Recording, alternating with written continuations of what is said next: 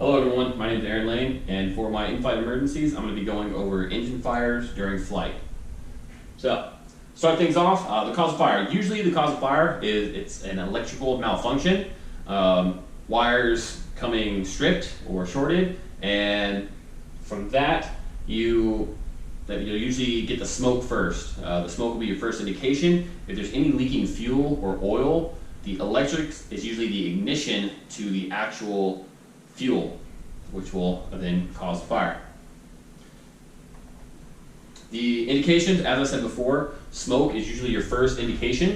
You can also get, you can also notice malfunctioning equipment. Obviously, if there's a wire that's stripped or grounded somewhere unintentionally, that's usually going to cause, you're usually going to notice that. So maybe your radio stopped working along with the burning smell. Put two and two together, that can also help you identify where the cause of the fire is.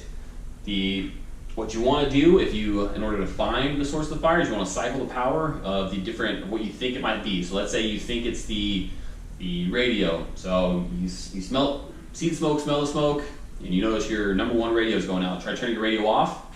If the smoke stops, if it starts to clear up, and then turn your radio back on, and you notice the smoke come back, you know right away that's where your issue is, and you want to just keep that off if practical.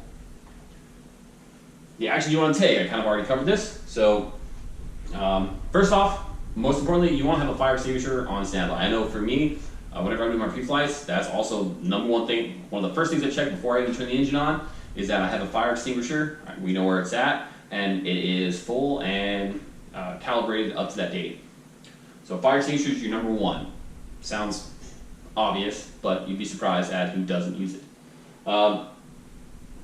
First thing you want to do is you want to pitch for a higher airspeed.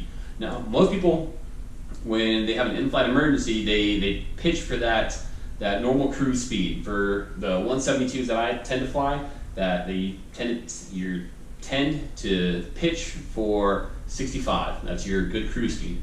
This is more so if you have an engine failure, though. For an engine fire, you want to get a higher airspeed. You want to, if you can blow that fire out, that's what you're trying to do with that higher speed. You also want to land as soon as practical. So obviously, again, usually the smoke is the first sign. You don't want to wait until that smoke turns into a full engulfed fire. So you want to land as soon as practical, and you want to be prepared to land, get out, and put the fire out. Turn off the source of electrical fire.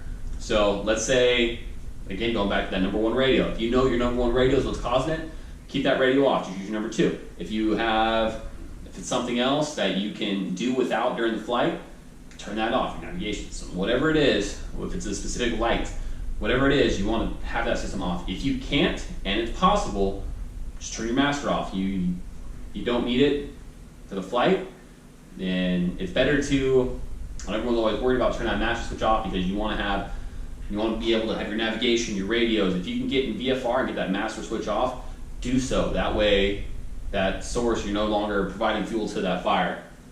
And lastly, as long as you're not turning that master switch off, declare an emergency. That's always something people are worried about doing is, well, once I do it, I have to, all this paperwork involved. Hey, number one concern is your life. So don't be too concerned about declaring that emergency. You want to get around and do it.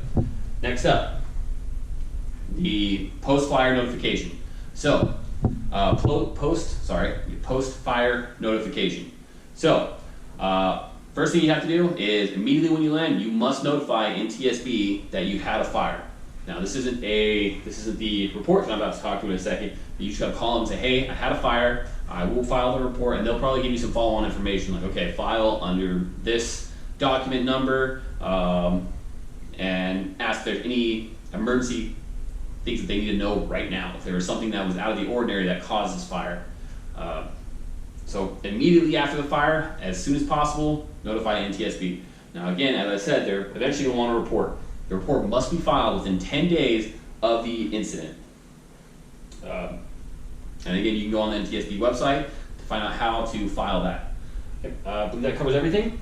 That's my in-flight emergencies. Again, we went over fires. We went over what the cause is, how to identify it, and the actions to take, and then finally the notifications.